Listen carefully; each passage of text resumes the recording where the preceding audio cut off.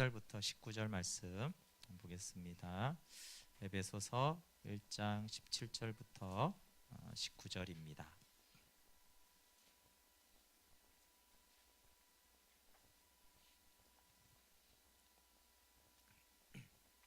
네, 바울의 기도 내용인데요. 에베소서 1장 17절부터 19절 짧으니까 한 목소리를 같이 봉독해 볼게요. 시작. 우리 주 예수 그리스도의 하나님 영광의 아버지께서 지혜와 계시의 영을 너에게 주사 하나님을 알게 하시고 너희의 마음의 눈을 밝히사 그의 부르심의 소망이 무엇이며 성도 안에서 그 기업의 영광의 풍성함이 무엇이며 그의 힘의 위력으로 역사하심을 따라 믿는 우리에게 베푸신 능력의 지극히 크심이 어떠한 것을 너희로 알게 하시기를 구하노라. 아멘. 네, 오늘 기독교 강요 16번째입니다. 날마다 성령의 도움이 필요하다. 네, 좀 제목이 길어서 뺐는데 이성의 무지로 날마다 성령의 도움이 필요하다. 이게 좀 정확한 제목이 되겠습니다. 네, 우리 늘 하듯이 간단하게 좀 복습을 하면 하나님의 섭리에 대해서 저희가 좀 나누었습니다. 섭리는 운명과 우연과 이제 반대되는 개념이라고 생각하면 되고, 하나님의 은밀하신 계획 우리가 다 이해할 수 없지만 하나님이 만사에 따라서 그 은밀한 계획을 따라서 만물을 지배하십니다. 그렇지만 하나님의 통치라고 해서 중간 원인을 소홀히 하지 않는다라고 했습니다. 섭리의 빛이 비치면 어떠한 일도 하나님의 결정 없이 발생할 수 없기 때문에 우리가 모든 불안과 근심에서 해방이 될 수 있습니다. 그래서 이 하나님의 섭리가 올바로 적용이 됐을 때 번영할 때는 감사한 마음을, 역경 속에는 인내를, 미래에 대한 우려에서는 놀라운 자유를 얻게 된다라고 했습니다. 지난주에는 좀 이제 교만에 대해서 좀 나누었습니다. 겸손에 대해서. 그래서 교만은 가장 큰 죄고 겸손은 최고의 덕이라고 했습니다. 그래서 이게 참 어려운데 나의 가장 큰 죄가 무엇이지? 라고 했을 때 나의 교만이 가장 큰 죄지. 적어도 이것만 깨달아도 굉장히 많이 진척한 것이죠. 그리고 주님을 알아서 내 안에 가장 진전된 것이 무엇일까라고 했을 때 그것이 겸손이어야 돼요. 물론 이제 다른 것들이 우리가 진전을 할 수 있죠. 그렇죠? 여러 가지 정말 주님이 주시는 것이 많이 있어요. 그렇지만 내가 주님을 믿어서 겸손의 부분에 하나도 진전이 없었다라면 내가 헛믿었구나 이렇게 생각을 해야 되고, 내가 주님을 믿고 이러이런 다른 것도 참 좋아졌지만 더 겸손해졌다라고 여긴다라면 그것은 가장 신앙생활을 바른 길로 잘했다라고 볼 수가 있습니다. 그러기 위해서는 우리가 사실 이제 큰 주제는 이제 구원자 하나님에 대해서 아는 것이에요. 근데 구원자 하나님을 알기 전에 우리의 상태를 알아야 되는데, 우리를 아는 지식이 바르게 있어야지 하나님을 알기 때문이고, 우리 자신을 참으로 알게 되면 우리는 우리 자신을 신뢰하지 않습니다. 그래서 나를 믿어 이런 것들은 굉장히 이제 기독교 신앙과 반대되는 개념이죠. 하나님 없이 우리가 우리 자신을 관찰하면 우리는 교만하거나 열등감을 가지거나 둘 중에 하나라고 그랬어요. 그렇죠? 하나님 없이 나 자신을 관찰할 때 우리는 교만하거나 열등감을 가지거나 둘 중에 하나인데, 하나님 안에서 말씀으로 우리가 하나님을 알아가게 될 때 우리는 우리 자신을 알수록 내가 겸손해져 가는 것입니다. 그래서 하나님 안에서 하나님으로 인하여서 우리 자신을 알아가야 되죠. 그래서 칭찬을 듣기 우리가 좋아하지만 하나님의 말씀으로 우리를 알므로 우리 자신을 알아가는 것이 참 낙심이 되지만, 그 낙심을 넘어서서 주님 맞습니다라고 하면서 저는 아무것도 아닙니다라고 겸손해지기 위해서 하나님은 때로 우리의 삶을 어렵게도 하시고 또 하나님의 우리의 죄를 드러내기도 하십니다. 이 원죄가 너무나 지독해서 계속해서 육신의 일을 도모합니다. 그래서 우리 안에 계속적으로 죄가 발생하기 때문에 사람으로부터 나오는 것은 모두 죄가 됩니다. 근데 이 부분과 관련해서 이제 이 자유의지가 아주 중요하게 다뤄지는데요. 어거스틴이 이렇게 말을 했습니다.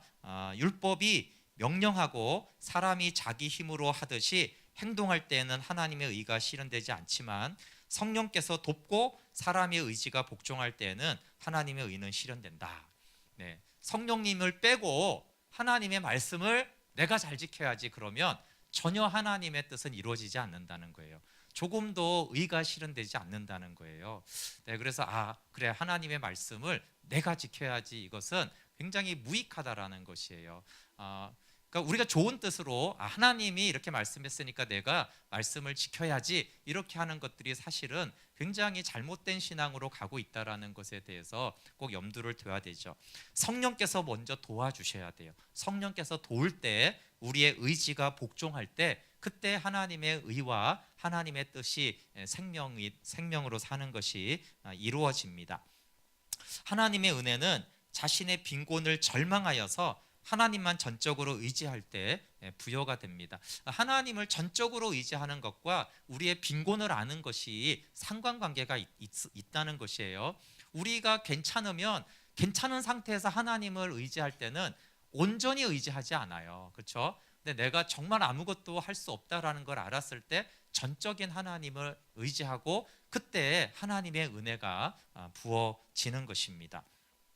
특별히 어거스틴이 이 기독교의 교훈, 규범에 대해서, 규범이 무엇이냐라고 묻는다라면, 나는 첫째도 둘째도 셋째도 그리고 언제까지나 겸손이라고 대답하겠다라고 했어요. 그래서 기독교가 무엇이고, 기독교가 어떻게 해야 되고, 기독교의 열매가 뭐고, 하여튼 그 모든 대답이 겸손이다라는 거예요. 한마디 외에 자기는 대답할 것이 없다라고 할 정도로 겸손을 강조했습니다.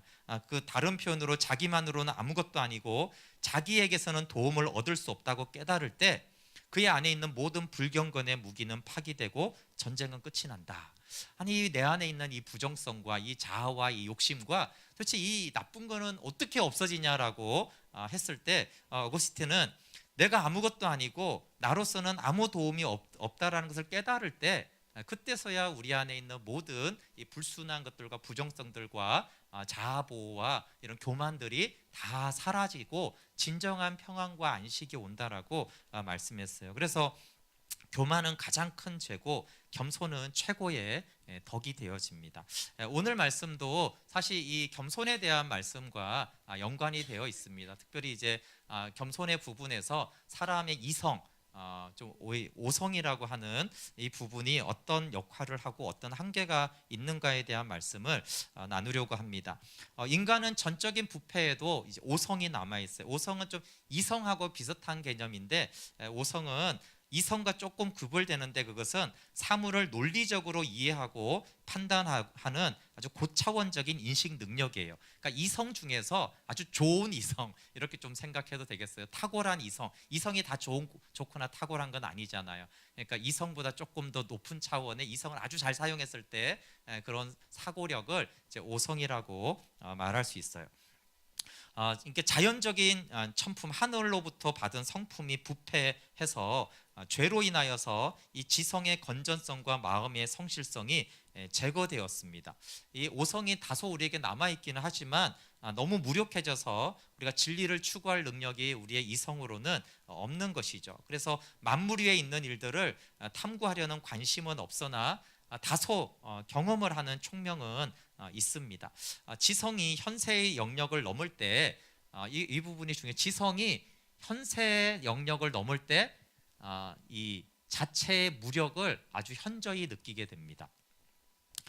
이 현세에는 이성의 이 오성이 상당히 어떤 이해력이 있다라는 거. 근데 현세를 넘어가면 이성이 힘들다는 것이죠. 오성은 땅의 일, 즉 현세에 관한 일에는 정치, 경제, 기술, 기계, 문예에는 아주 나름 가치가 있죠. 그러나 하늘의 일이라고 하면 하나님의 나라, 또 진정한 공의, 내세에 속한 것, 또 하나님과 하나님의 뜻과 우리 생활이 연합하고 일치되는 이런 하나님의 일, 하늘의 일에 대해서는 아주 무력합니다. 그렇지만 이제 오성이 살아있는 것과 이 오성이 이제 부패하여서 무력한 것은 이렇게 이제 볼 수가 있는데, 모든 사람들에게 공의에 대한, 정의에 대한 개념이 다 있다라는 것이에요. 이것이 이제 하나님이 아직까지 우리 가운데 남겨두신 거예요. 그런데 공정과 공의에 대해서 사람들의 생각이 다 달라요. 이게 뭐 뉴스를 보면 항상 알 수 있어요. 어떤 사람은 이것이 공정하다고 말하는데 저 사람들은 그것은 불공정하다 이렇게 말을 하죠. 어떤 사람은 이건 선하다 이렇게 말하는데 어떤 사람은 그것은 선하지 않다 이렇게 말하는 것입니다. 네, 우리 아이들아 뒤에 가서 놀면 좋을 것 같아요. 사람들이 그 구경하는 거 좋지 않지? 예, 뒤에 가서는 좀 장난을 해도 돼요, 사무실에서나. 네, 그래서 모두가 공정성을 다 추구합니다, 사람들이. 그렇다면 이 사회가 공정하게 될 것 같은데, 문제는 어떤 것이 공정하냐라는 것을 가지고 사람들은 끊임없이 논쟁을 하는 거예요. 그러니까 이제 인간의 지성이 굉장히 무력한 것을 알 수 있죠. 그래서 공정을 추구하고 다 공정을 원하는데도 공정을 찾아내지를 못하고 계속 논쟁하고 다투고 싸우는 것이 인간의 이성의 무력함입니다. 그렇지만 하나님은 이성을 통해서 이 학술, 학문을 하고 예술을 하는 이런 것들에 대해서 선물로 주셨어요. 그래서 하나님은 인간성의 진정한 선을 빼앗긴 후에도 많은 선물을 남겨주셨습니다. 그래서 이 오성에 대해서, 학예에 대해서, 이성에 대해서 이것은 이 어떤 모든 지능이 하나님의 영으로부터 나온다라는 것을 또 우리가 아는 것이 중요합니다. 이 인간의 이성이 부패했기 때문에 우리는 믿는 자들은 인간의 이성을 그렇게 의지하지 않습니다. 그러면 인간의 이성을 부정하느냐? 그렇지 않죠. 왜냐하면 성령으로 말미암아 인간의 모든 이성적인 능력과 예술과 학문의 능력이 나오기 때문에 그렇습니다. 그래서 인간의 생활에서 훌륭한 모든 지식은 모두 하나님의 영에 의해서 우리에게 옵니다. 그러니까 신자에게만 성령이 있다, 이런 것들은 맞는 것이죠. 근데 그것은 성결의 영이신 성령님을 말하는 것이고, 성령님은 모든 사람, 믿거나 믿지 않거나 모든 사람에게 하나님의 재능을 부여하십니다. 그래서 하나님은 성령으로 말미암아 모든 것을 채우고 움직이며 살립니다. 그래서 우리가 자연과학, 또 논리학, 수학, 그 밖에 학술의 도움을 받는데, 왜냐하면 불신자들의 활동과 봉사에 도움을 받는 것이 하나님의 뜻이에요. 그래서 우리가 철학이나 여러 학문들을 우리가 활용을 합니다. 이것은 이제 도움을 우리가 이용하는데, 왜냐하면 그 재능들이 근본적으로 성령으로 말미암아 사람들에게 주어진 것이기 때문입니다. 그래서 하나님은 어떤 이에게 특수한 능력을 주세요. 그것을 이제 칼빈은 은총이라고 했는데, 하나님의 은총을 주십니다. 그럴 때 각 사람이 그 소명에 따라서 특별한 활동을 하도록 감동을 주십니다. 그래서 하나님이 어떤 사람에게 누군가는 좀 더 공부를 잘하고, 어떤 사람은 좀 더 그림을 잘 그리고 음악을 잘하는 이런 것들이 믿거나 믿지 않거나 하나님이 조금 더 특별한 은총을 줄 때 그들이 능력을 가지게 됩니다. 그런데 이것은 특별히 이제 믿는 자에게 더 그러한 일들이 더 많이 있는데, 성막을 이렇게 지을 때 하나님은 브살렐과 오홀리압에게 총명과 지식을 주셨어요. 그래서 하나님이 우리에게 주시는 어떤 은총, 또 은사적인 개념들을 우리가 성령의 초자연적인 은사만 생각을 하면 안 되고, 모든 학문, 수학, 예술의 능력을 하나님이 주시죠. 특별히 하나님의 일에 참여하기 위해서 그러한 재능들을 주십니다. 그래서 일찍이 특별한 재능과 기술이 있던 사람들이 갑자기 우둔해지는 일들이 종종 찾아볼 수가 있어요. 그것은 사람의 마음은 하나님의 수준과 뜻 아래 있으며 하나님께서 매 순간 그들을 지배함을 말합니다. 그러니까 하나님이 어떤 재능을 주셔서 그 재능이 평생 가게 할 수도 있지만, 하나님이 이것이 하나님으로부터 오는 것이라는 걸 알기 위해서 그런 어떤 재능을 거둬가시기도 하는 거예요. 그것을 통해서 이것이 하나님으로부터 온 것이구나, 이런 것들을 알게 하는 것입니다. 그래서 어떤 이유로 총명한 자의 지식을 하나님이 빼앗아요. 욥기서 12장 20절에 보면 하나님이 어떤 사람에게 총명을 뺏어 가시죠. 그러면 총명했던 사람이 이렇게 우둔해지고 어리석어집니다. 가끔 우리가 좀 그런 예들을 볼 수가 있어요. 정말 하나님을 알고 믿음이 있을 때 영적인 지식만이 아니라 실제적으로 머리가 똑똑해지는 거예요. 분별력이 있고 일하는데 실수가 적어지는 그런 일들이 사실은 하나님을 잘 믿는 자에게 정상적으로 나타나는 반응이라고, 결과라고 볼 수가 있습니다. 네, 그래서 특별히 우리 아이들은 하나님을 의지하고 구하세요. 하나님, 제가 수학을 잘하고 싶어요. 그림을 잘 그리고 싶어요. 하나님이 그런 것들을 주시기 때문에 그렇습니다. 근데 그렇지만 이 땅의 일에 대해서는 아주 이제 탁월한 부분들이 있지만 중생하지 않으면 이런 영적인 분별력에는 아주 무지합니다. 하나님의 나라와 영적 통찰에 대해서 인간의 이성은 무엇을 식별할 수 있는가라고 했을 때 여기서 이제 영적인 통찰은 세 가지를 말합니다. 하나님을 아는 것, 또 그 하나님이 아버지처럼 우리에게 호의를 베푸시는, 즉 구원하시는 것. 그리고 이제 세 번째는 하나님의 법을 표준으로 삼아 우리가 생활하는 것. 이 세 가지가 영적인 통찰력이라고 볼 수 있는데, 처음 두 가지는 가장 위대한 천재들조차도 아주 두더지보다 더 눈이 어두웠다라고 볼 수 있습니다. 우리의 이성이 하나님을 알지 못하는, 영적인 통찰이 이제 없다라는 것을 요한복음 1장 4절 5절로 잘 알 수가 있어요. 이게 그 안에 생명이 있었으니 이 생명은 사람들의 빛이라, 빛이 어둠의 빛이 돼 어둠이 깨닫지 못하더라, 이렇게 말씀하셨는데, 물론 이제 예수님이 이제 빛이시죠. 근데 하나님이 사실은 찬란한 광명으로 사람의 영혼에 비친다라는 거예요. 예수님 시대 때 사람들만이 아니라 하나님이 찬란한 광명으로 사람의 영혼에 비춰준다라는 것이에요. 근데 하나님이 이렇게 비춰주는데도 불구하고 사람의 영혼은 하나님을 깨닫지 못한다라고 요한이 말하는 것이에요. 그래서 그 시대 때 예수님을 본 사람만이 아니라 하나님이 모든 세대에게 그렇게 광명의 빛을 비춰주시는데, 그런데 여기 이제 사람들을 뭐라고 말하냐면 어둠이라고 그래요. 여기 빛이 어둠의 빛이 돼. 이 어둠이 누구예요? 사람들이에요. 그렇죠? 근데 왜 사람 자체를 요한이 어둠이라고 말하는 거예요? 성령께서 사람들을 어둠이라고 부른 것은 사람들에게 이해력이 없다라는 걸 말하는 거예요. 빛을 깨달을 만한 이해력이 없다라는 것을 어둠이다, 사람을 어둠이다, 이렇게 말하는 것이죠. 그래서 육은 성령으로부터 빛을 받지 않고는 하나님과 하나님의 일을 생각할 수 없습니다.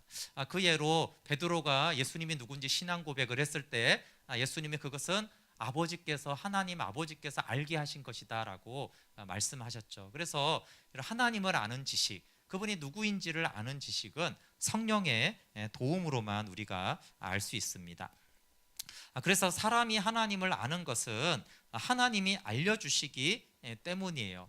이것을 아는 것은 여러분 굉장히 중요합니다. 이게 당연한 것 같지만 우리가 좀 어떻게 알고 있냐면 우리도 좀 하나님을 알고 더 잘 알게 하는 것이 성령님이 하는 일이지, 이런 개념과 인간의 이성으로는 조금도 하나님을 알 수 없고 전적으로 성령님만이 하나님을 알게 하신다라는 개념은 아주 다른 거예요. 근데 여러 성경의 말씀이 인간의 이성은 하나님을 아는데 0%라는 거예요. 그리고 100% 성령께서 하나님을 알게 하신다라는 것이에요. 그래서 성령이 아니하고는 누구든지 예수를 주라 할 수가 없다라고 했습니다. 성령이 아니고서는 누구든지 예수 그리스도를 주인으로 영접하고 마음으로 주라고 진심으로 고백할 수 없다라는 것이에요. 그러니까 성령님만이 복음을 알고 예수님을 영접하게 하는 것이죠. 그리고 이제 구약에도 이런 예들이 많은데 신명기 29장 3, 4절 같이 읽어볼게요. 시작. 그 큰 시험과 이적과 큰 기사를 내 눈으로 보았느니라. 그러나 깨닫는 마음과 보는 눈과 듣는 귀는 오늘 여호와께서 너희에게 주지 아니하셨느니라. 네, 뭐 출애굽과 이제 홍해의 역사를 말하는 것이죠. 그럼 근데 이렇게 큰 시험과 이적과 큰 기사를 우리 눈으로 보아도 하나님을 알 수 없다라는 거예요. 이게 참 신기하죠. 여러분, 성령께서 알게 해주시 않으면 우리가 눈앞에서 홍해가 갈라지고 눈앞에서 기적이 일어나고 수많은 병자들이 일어난다고 해도 그것으로 하나님을 알 수가 없다는 거예요. 아니, 하나님을 알게 되잖아요. 아니, 그 지식은 하나님을 아는 지식이 아니라는 것이에요. 그래서 깨닫는 마음과 보는 눈과 듣는 귀는 여호와께서 너희에게 주지 않았다. 그런데 이걸 거꾸로 받으면 어떻게 해요? 깨닫는 마음과 보는 눈과 듣는 귀는 하나님이 주셔야 되는 거예요. 우리의 어떤 이성이나 이성으로 당연히 깨닫죠. 그렇죠? 우리의 이성이 이런 기적을 보면 하나님 살아계시고 이게 하나님이 하셨나 보다, 이런 이성으로 우리가 하나님을 안다고 생각하는데 그것으로 하나님을 알지 못한다라는 얘기를 하는 것이에요. 우리가 이제 그렇게 생각하는 것으로 하나님을 안다라고 하는 그 알미, 사실은 하나님을 안 것이 아니라고 말하는 것이에요. 예레미야 24장 7절에도 같이 읽어볼게요. 시작. 내가 여호와인 줄 아는 마음을 그들에게 주어서 그들이 전심으로 내게 돌아오게 하리니 그들은 내 백성이 되겠고 나는 그들의 하나님이 되리라. 네, 내가 여호와인 줄 아는 마음을 그들에게 주겠다, 이렇게 말하는 거예요. 그래서 이 마음을, 하나님을 아는 마음을 주는 것은 하나님의 은총이고 선물입니다. 그리고 이렇게 이 마음을 주셔야지 영적인 지혜를 알 수가 있습니다. 그리고 예수님은 하나님의 산 형상이세요. 그렇죠? 예수님은 아버지의 영광과 광채를 온전히 드러내신 분이세요. 여러분 한번 예수님과 같이 있었던 사람들을 생각해 보세요. 예수님은 하나님의 형상이시고 그분 안에는 은혜와 진리가 충만했어요. 그렇죠? 그리고 그분은 아버지의 영광의 광채를 온전히 드러내 주셨어요. 그럼에도 불구하고 사람들은 예수님을 누군지를 알지 못했어요. 그리고 예수님은 그것을 이렇게 말씀하셨죠.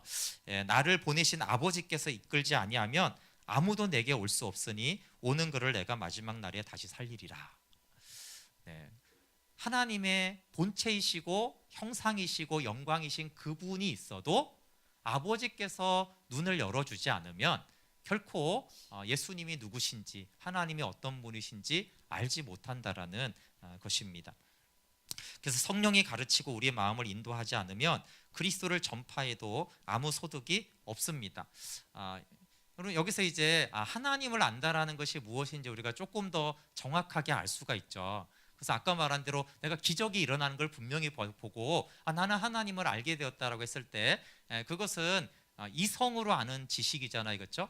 그러니까 우리가 지식으로 아는 하나님을, 성경은 하나님을 안다라고 하지 않는다라는 거예요. 당연히 이제 그런 걸 보면 지식으로 알게 되죠. 근데 그것이 영으로 하나님을 알게 되는 것이 아니라는 것이에요.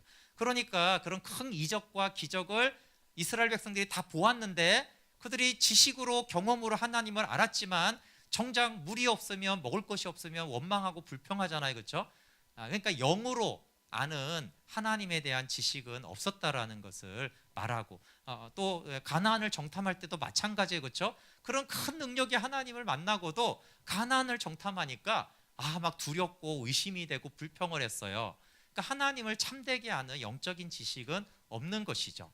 그렇지만 이제 모세나 여호수아나 갈렙은 성령 안에서 영으로 하나님을 아는 지식이 있었어요. 그러니까 광야이든 가나안이든 그 모든 일들에 대해서 하나님을 아는 지식이 있었죠. 그래서 너무나 쉽게 알 수 있는 것은 우리가 지식으로, 사실은 경험을 해도, 우리가 경험하면 하나님을 안다라고 하지만 사실은 많은 부분에 경험을 해도 하나님을 알지 못하는 것이에요. 그래서 성령께서 그 경험을 통해서 알게 해주실 때, 그리고 하나님 이렇게 말씀을 들을 때, 그렇죠? 지식으로 오늘 말씀을 이해했어. 그건 하나님을 알게 된 것이 아니고 하나님의 말씀을 들을 때 성령께서 알게 해주실 때 그때야 하나님을 알게 되는 지식, 하나님이 나와 함께 하시고 돌보시는 참된 영적인 지식이 된다라는 것이에요. 그래서 우리가 성경 공부를 많이 한 것과 하나님을 아는 것이 다릅니다. 훈련을 많이 받은 것과 하나님을 아는 지식이 달라요. 심지어는 제가 이거 하면서 목사님들은 하나님을 잘 모를까 이런 생각을 했는데 그게 얼마든지 그럴 수 있네요. 매일 성경 보고 연구하고 설교를 해도 성령께서 알려주지 않으면 영적인 진보는 전혀 하지 않는 거예요. 지식은 계속 쌓여가고 그런 체험적인 어떤 것들은 많이 있지만 자세히 보면 아까 말한 겸손의 영역이나 그리스도가 생명으로 사는 영역에서 조금도 진보하지 않을 수가 있어요. 그리고 또 속는 것 중에 하나가 지성이 똑똑한 사람이 하나님을 잘 안다라고 우리가 착각할 수 있어요. 왜냐하면 지성이 좋고 머리가 좋은 사람은 성경책도 빨리 보고 이해도 잘하고, 그죠? 국어 능력이 탁월하잖아요. 게다가 영어로도 보고 심지어 헬라어, 히브리어도 보니까 저런 사람은 하나님은 잘 알겠다 이렇게 생각할 수 있는데 그것도 그렇지 않다라는 것이, 그것은 이성이 탁월한 것인데 이성으로 그런 것들을 축적하는 것들이 영으로, 성령으로 하나님을 아는 것은 아니라는 것이에요.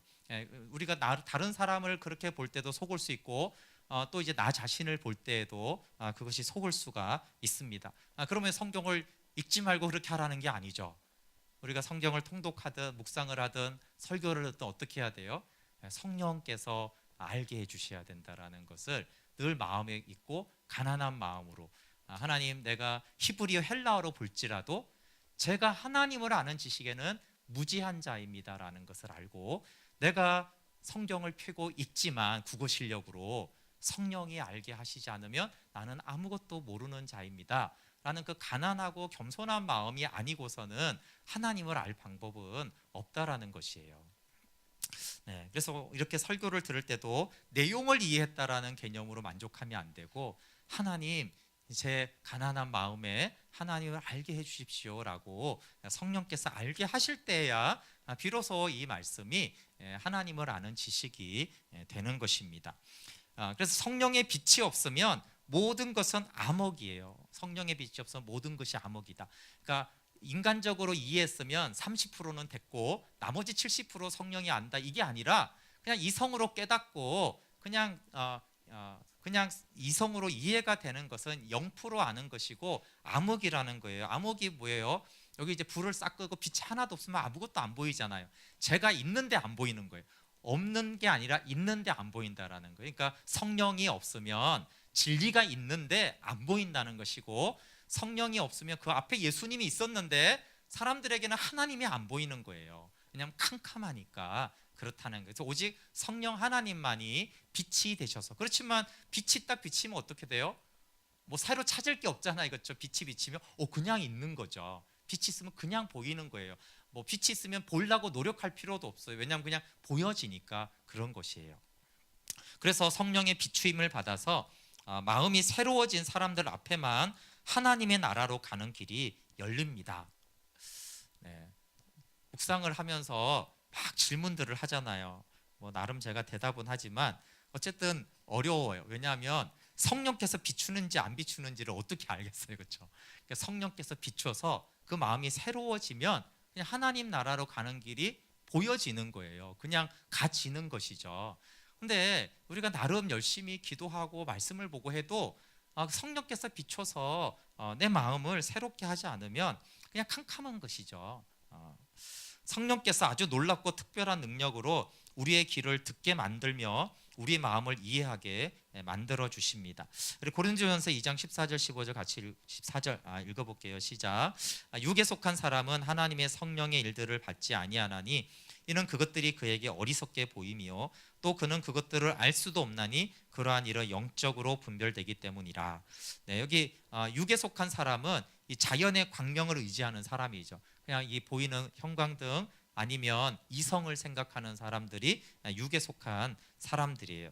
성령의 일은 사람이 사람의 이성과 사람의 어떤 오감으로 감정으로 의지로 통찰할 수 없도록 하나님이 아주 깊이 감추어 두셨기 때문에 오직 성령의 계시로만 성령의 일은 드러납니다. 그래서 성령께서 비추지 않으면 어떻게 보여요? 그게 이제 미련하게 보이는 거예요. 근데 미련하게 보이면 심각한 거죠. 하나님의 말씀대로 하는 거는 미련한 거야. 아니, 바쁜 세상에 말씀을 보고 기도하는 건 미련한 거야. 이러면은 정말 이제 육에 속해 있다라는 증거가 되는 것입니다. 성령의 빛이 없으면 암흑이고 성령이 비추시면 하나님의 신비를 이해하게 되어집니다. 네, 오늘 이제 본문인데요. 이 에베소서 1장 17절을 보면 지혜와 계시의 영을 너에게 주사 그랬어요. 그러니까 이것이 하나님이 주셔야 되는 거죠. 하나님이 주셔야지 알 수 있는데, 그러면 이 너희 마음 눈을 밝히사 이렇게 밝혀 주시면 어떻게 돼요? 여기 세 가지만은 아닌데 세 가지를 적어도 알게 되는데, 부르심의 소망을 알게 돼요. 그럼 내 부르심은 뭔가? 내 소명은 뭔가? 간단히 나는 뭘 하도록 하나님이 나를 부르셨나? 이것을 마음 눈이 열어지면 성령님이 알게 하시면 알아진다는 거예요. 물론 이제 크게 하나님의 영원한 목적이 있지만 그 안에서 나를 향한 이 부르심이 보인다라는 것이에요. 아주 중요하죠, 그렇죠? 큰 하나님의 생명을 누리고 전하는 이 부르심 안에서 나는 어떤 세부적인 부르심이 있는가를 성령이 오시면 알게 돼요. 두 번째는 뭘 알게 됩니까? 우리가 부르심은 있는데 막 맨날 막 곰핍하고 막 열받으면 안 되잖아요, 그렇죠? 그래서 그 기업의 영광의 풍성함을 알게 하세요. 하나님 나라가 얼마나 부요한가? 하나님 나에게 주신 이 평안과 이 사랑이 얼마나 부요한 것인가? 이 기업의 영광의 풍성함을 알게 하시죠. 세 번째는 이미 베풀어진 이 부활의 능력을 알게 하세요. 사망을 이기신, 원수와 죄를 이기신 부활의 능력이 이미 나에게 베풀어졌구나, 이미 나에게 있구나라는 것을 알게 되어져요. 그래서 뭐 이건 어쩔 수 없는데 사실은 바른 기도는 뭘 달라고 하는 기도는 사실은 아니에요. 왜냐하면 이미 우리 안에 그리스도가 사시고 이미 주님이 생명과 사랑과 능력을 다 주셨기 때문에 그래요. 하늘과 땅의 모든 권세를 이미 주셨잖아요, 그렇죠? 근데 우리는 이제 자꾸 달라고 하죠. 왜 그래요? 사실은 그 달라는 개념보다는 이미 주신 것을 성령님 알게 해주십시오. 사실 이게 좀 더 정확한 것이죠. 그래서 이미 우리가 새로 받는 게 아니라 이미 부활의 능력이 우리 가운데 주어졌고 부활의 생명이 우리 가운데 있는데 그것들을 성령께서 열어주시면 내 안에 있구나, 내 안에 이미 가지고 있구나. 왜냐하면 내 안에 사신 그분이 모든 것을 가지고 있기 때문이잖아요, 그렇죠? 그런데 성령이 함께 그것을 열어주지 않으면 우리는 받았는데도 받은 줄을 모르니까 자꾸 없다고 생각하고 불안하고 두려워하고 막 사단이 쫓아오면 도망가고 자꾸 달라고 사실은 하는 거예요. 우리 달라고 하나님 알아들으셔가지고 사실은 우리가 새로 받는 게 아니고요, 이미 받은 것을 하나님이 이렇게 드러내 주시는 거예요. 사실은 그것은 우리가 하나님께 받는 모든 것이 사실은 이미 우리에게, 왜냐하면 기업의 영광의 풍성한 것도 주어졌고 부활의 능력도 이미 주어졌고 이미 주 성령 하나님도 우리 가운데 있고, 그렇죠? 주님이 생명으로 우리 안에 거하시기 때문에 우리가 따로 무엇을 더 받는 게 아니에요. 그러니까 이것이 성령께서 열어주실 때 이것이 이미 내 안에 있고 나는 그냥 있는 것을 누리고 사용하고 그대로 행하면 되는 거구나 라는 것들을 성령께서 우리 마음 눈을 열어서 알게 해 주십니다. 그렇기 때문에 아주 다윗이 간절히 기도한 것이 있는데 그는 주의 법에 기이한 것을 보도록 자기 눈을 열어달라고 굉장히 기도를 많이 했어요. 대표적으로 시편 119편 18절에 내 눈을 열어서 주의 율법에서 놀라운 것을 보게 하소서 그랬어요. 이건 성경 읽게 해주세요 이런 얘기가 아니죠. 제가 성경을 읽을 텐데요, 주님 제 눈을 열어서 거기서 성령이 알게 하시는 그것을 알게 해주세요라고 한 거예요. 읽는 거는 내가 당연히 읽는데 성령께서 하나님이 내 영적인 눈을 열어주셔서 보게 해주십시오라고 기도를 했습니다. 그래서 성령께서 그 빛을 비추지 않는 모든 곳은 흑암입니다. 이것을 가장 잘 알 수 있는 것 중에 하나가 사도들이에요. 여러분, 제자들은 가장 훌륭한 선생님이신 예수님에게 직접 말씀을 듣고 가르침을 받았어요. 그거보다 더 탁월한 가르침이 어떻게 있겠습니까? 그럼에도 불구하고 그들이 예수님께 들었을 때 그들은 이제 머리로 듣고 어느 정도 이해를 했어요. 다는 모르지만. 그렇지만 예수님이 그러셨어요. 너희가 이미 들은 것들을 마음으로 알게 하는 분은 성령 하나님이다 그랬어요. 이것은 우리에게 굉장히 중요합니다. 우리가 성경을 읽고 묵상하고 제가 이렇게 설교를 할 때 여러분 들으셨잖아요, 그렇죠? 근데 예수님이 이렇게 전해도 그런데 그걸 마음에 믿어지고 누리게 하는 것은 성령 하나님이야 라고 예수님이 그러셨어요. 그러니까 지금 이 시간에 성령님이 그걸 내 마음에 알게 하시지 않는다라면 제 설교를 듣고 어떻게 하나님을 알겠어요, 그렇죠? 예수님의 가르침으로도 예수님은 성령 하나님이 오셔서 가르쳐 줘야지만 너희가 마음으로 믿어지고 계시의 눈이 열어져서 참으로 하나님을 알게 된다라고 말씀하셨어요. 그러니까 이것은 뭘 말하는 거예요? 예수님의 가르침이 부족하다는 얘기를 하는 게 아니잖아요. 예수님도 성령 하나님의 가르치심과 인도가 아니라면 실상 나한테 말씀이신 하나님인 나한테 너희가 배워도 사실은 알지 못하는 것이다 라고 했다라면 두말할 게 없는 거예요. 정말 성령님이 아니고는 완전히 암흑이구나. 성령님이 아니면 내가 아무리 머리로 깨닫고 지식으로 깨닫고 놀라운 가르침을 받고 내가 그에 감동돼서 얼마나 많은 사람들이 예수님을 따라다녔어요. 그렇게 해도 막 쫓아다니면서 배워도 성령님이 아니고는 내가 하나님을 조금도 알 수 없고 영과 마음으로 아는 그 하나님에 대한 지식은 없구나라는 것이 너무나 이제 명확해지는 것이에요. 성령의 빛이 없이는 하나님의 신비를 이해할 수 없습니다. 그런데 만약에 여기 밑에 있잖아요. 칼빈이 이렇게 나는 이 세상에 그래도 이 이상 그 이상의 이해력은 있어. 조금은 하나님을 나는 알 수 있는데 이렇게 생각하는 사람은 자기의 무지를 알지 못함으로 그만큼 더 무지한 것이다. 이렇게 했어요. 이해되시죠? 이건 너무 심한 것 같은데 나는 그 정도는 아니야. 나는 그래도 조금 하나님을 알아. 이렇게 자기를 생각하면 자기의 무지를 모르는 무지니까 아주 심각한 무지 상태에 있다라는 것이에요. 이성의 영적 무지로 날마다 성령의 도우심이 필요합니다. 인간은 이성이 아까 오성이 있습니다. 그래서 책임을 회피할 수 없을 정도의 이해력은 있어요. 또 하나님의 심판을 우리가 완전한 지식이 없고 양심이 없으면 하나님 어떻게 우리를 심판하십니까 할 수 있는데 사실 인간은 양심과 이성이 있기 때문에 심판에 대해서 변명할 수는 없습니다. 그러나 하나님의 율법으로 이성을 측정하면 이 사리 판단력이 형편이 없죠. 십계명으로 말하면 첫째 돌판 하나님을 사랑하고 믿는 데 대해서는 완전히 무지합니다. 근데 이제 둘째 돌판 사람에 대한 교훈에는 좀 더 이해력은 있지만 결정적인 부분에서는 무력합니다. 그래서 우리의 이성은 여기 무수한 형태의 속임수에 압도되며 무수한 오류에 빠지고 무수한 장애물에 부딪히며 무수한 곤란을 만나기 때문에 도저히 우리를 바르게 인도할 수 없다. 이것이 이제 철학과 신학의 차이입니다. 철학과 신학은 공부하는 방법은 굉장히 비슷해요. 이성을 활용하고 또 인문학이고 학위도 비슷하게 논문도 쓰지만 근데 아주 큰 차이점이 있죠. 철학은 이성을 굉장히 신뢰하고 이성에 근거해서 우리가 지혜와 지식을 진리를 찾아갈 수 있다라는 것인데 신학은 이성은 우리를 바르게 인도할 수 없다라는 것이에요.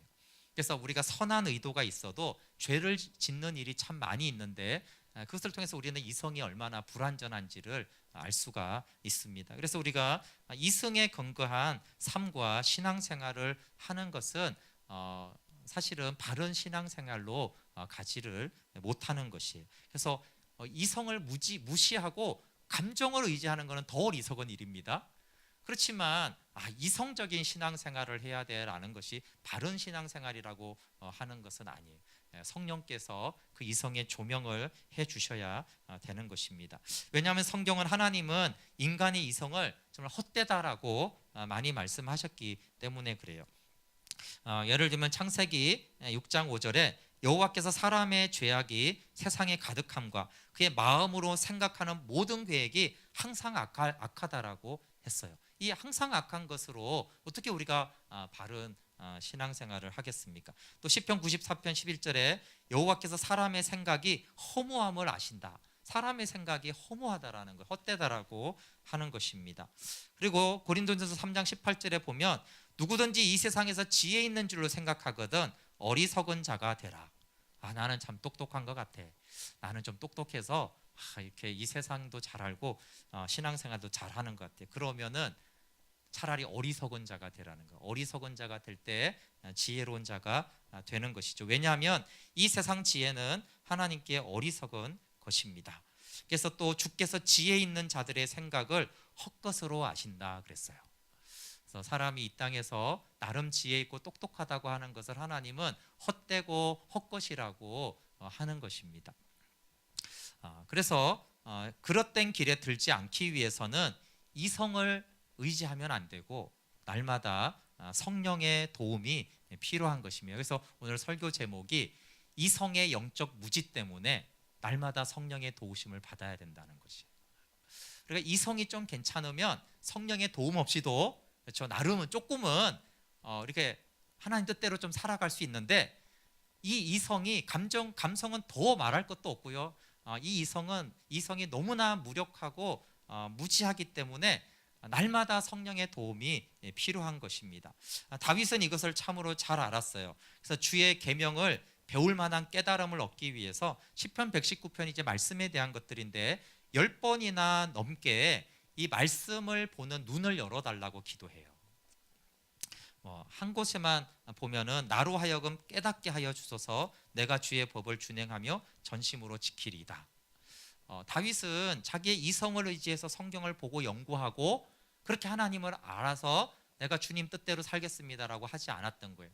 그래서 계속 말씀을 말하면서 한 시편에 10번이나 넘게 계속 주님 깨닫게 해주세요, 열어주세요, 보게 해주세요. 계속 뭘 말하는 거예요?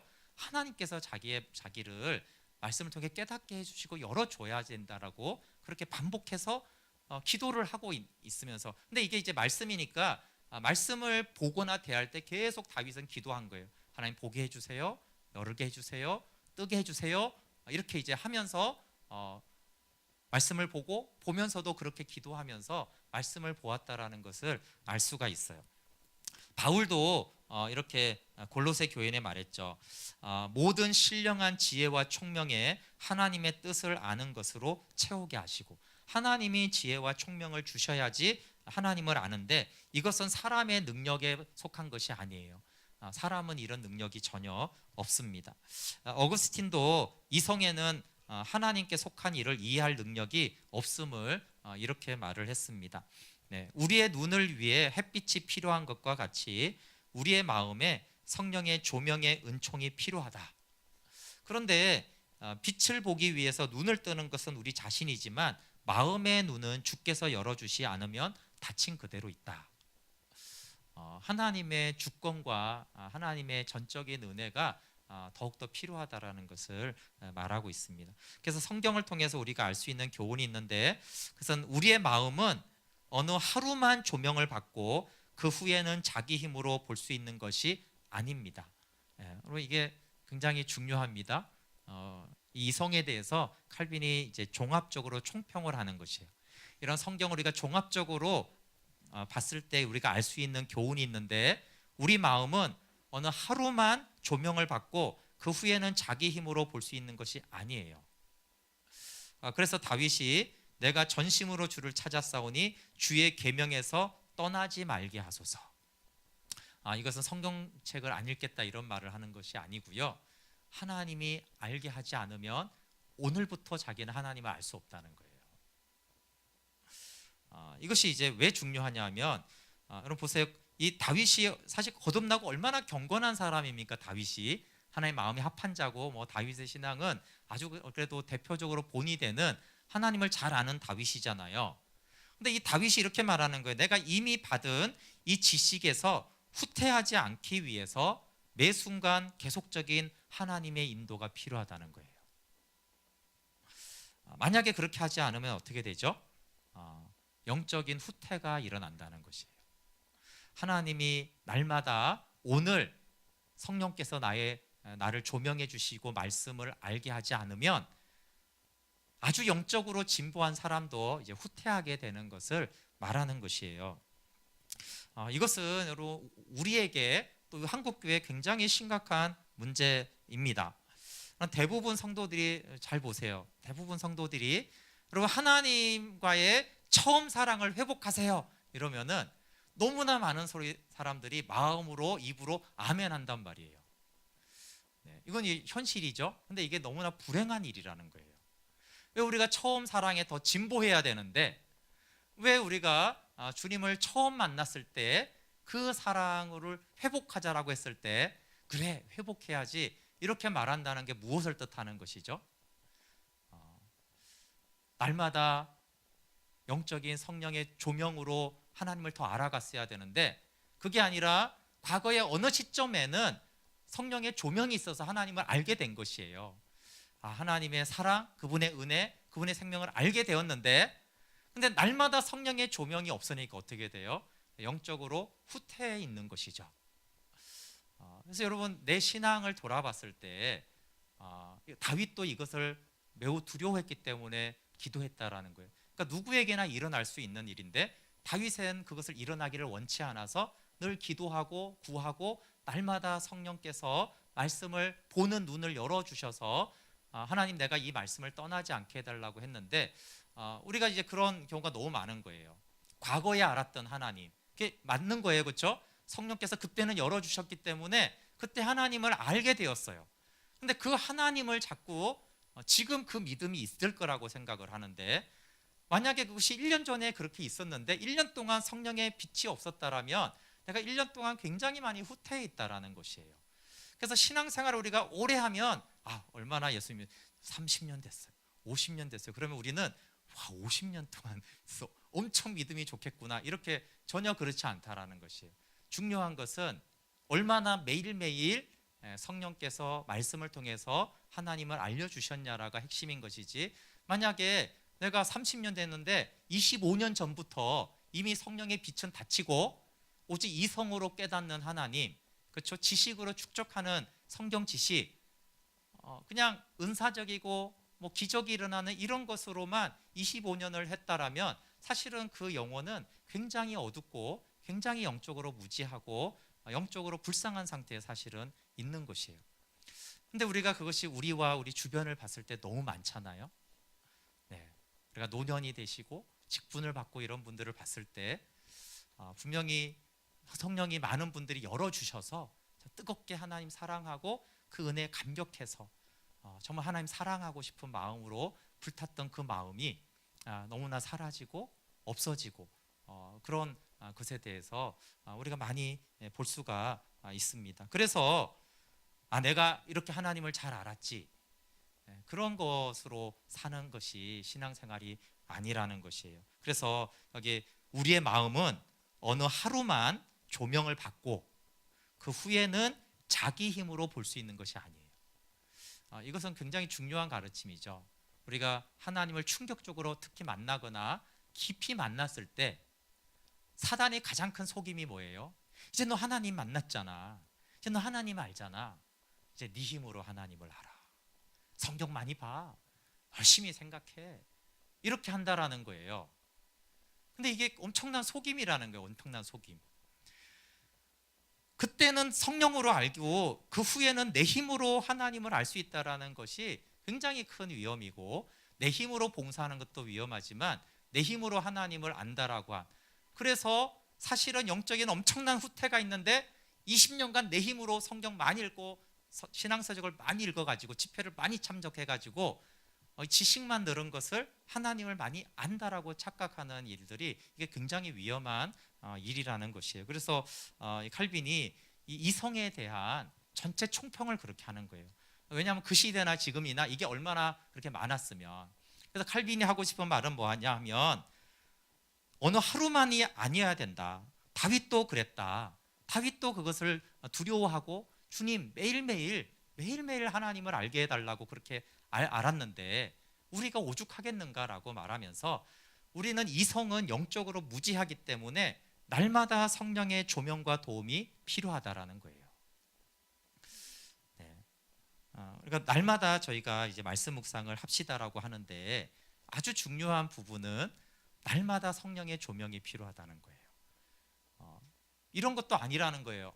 내가 이제 묵상을 알았어요, 어떤 것이 교제인지를 알았어요. 그것이 만약에 어떤 교만이 된다면 그거는 큰일이라는 거예요. 그렇게 아무리 열어줘도 오늘 주께서 열어주지 않으면 나는 캄캄한 거예요. 그래서 뭐 예배를 알고 묵상을 알고 이런 것들이 뭐 어느 순간에 한번 눈이 번쩍 열어지면 그때부터는 이제 자동으로 되는 것이 아니라는 거예요. 그렇기 때문에 오늘이 사실은 겸손에 대한 말씀인 것이에요. 겸손, 우리의 이성, 우리의 노력, 그것으로 하나님을 알 수가 없다라는 거예요. 심지어 우리가 매일 말씀을 펴고 묵상을 한다고 해서 그것만으로 하나님을 알 수 있다고 생각하는 것은 큰 착각이거다. 사실 우리는 어둠 가운데 있기 때문에 하나님의 성령의 조명이 항상 필요해요. 그래서 매일 이게 기계적으로가 매일 보혈을 의지하고 성령님 조명해 주세요, 성령님 알게 해주세요, 그것이 아니면 우리가 함부로의 성경을 봐도 조금도 알 수가 없는 것이에요. 그리고 그것이 형식적으로 되는 것이 아니라 나의 무지와 나의 흑암, 내가 도무지 알 수 없다라는 것을 알 때, 그렇죠? 중심으로 주님 정말 주의 보혈로 제 영혼을 씻어주시고 성령님 정말 조명해 주세요. 왜냐하면 저희 아무리 이성으로 내가 성경을 보고 연구한다 해도 저는 아무것도 알 수가 없어요.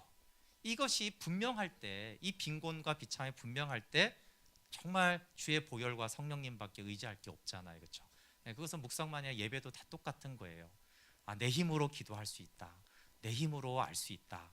내 믿음으로 어떤 능력을 행할 수 있다. 저희가 이제 기도를 하는데 또 우리 아픈 분들을 위해서 기도하는데 마찬가지예요. 내가 부르짖으면 되지. 그렇지 않아요. 정말 성령께서 내 마음에 하나님의 말씀을 믿게 하여 주셔서 그분이 십자가와 부활로 이루신 채찍에 맞으신 그 은혜를 성령께서 비춰주시고 보여주실 때 그때서야 우리는 참된 믿음의 기도를 할 수 있죠. 물론 우리 입은 열 수 있잖아요. 그렇죠? 눈으로 성경책을 볼 수 있듯이. 그러나 우리가 입으로 말한다고 해서 그것이 믿음의 기도와 역사하는 기도가 되는 것은 아닌 것이에요. 정말 성령께서 매일, 근데 이것이 매일이 중요한 것이에요. 매일매일 하나님 저의 눈을 열어주시고 제 믿음을 열어주시고 성령님 보게 해주세요. 만약에 첫사랑을 회복해야 된다고 생각하면 그걸 회개해야 돼요. 그렇죠? 첫사랑이 문제가 아니라 하나님 내가 얼마나 주의 성령을 구하지 않고 겸손히 주께 엎드리지 않고 그 동안 교만했으면, 왜냐하면 교만한 자에게 성령이 열어주지 않잖아요. 그러니까 하나님 제가 교만한 것을 회개합니다. 저에게 다윗처럼 구하오니 저의 눈을 열어주시고 매일매일 성령의 은혜로 하나님을 알게 해주세요. 다윗과 같은 사람도 이 정도 하나님을 알았으면 그렇게 하지 않았다는 거예요. 이렇게 하나님을 내가 사랑했는데 그렇게 자만하지 않았다는 거예요. 늘 두렵고 떨림으로 하나님 알게 해주십시오. 그렇게 기도했다라면 우리는 더 그렇게 해야 된다. 우리가 어찌 교만하고 내 힘으로 하나님을 안다라고, 또 내가 이렇게 하나님을 알았으니 나는 이제 이렇게 신앙생활을 할 거야 라고 자만할 수 없는 그렇게 무력한 존재이기 때문에 더욱더 성령님께 구해야 합니다. 함께 같이 찬양하고 기도할게요.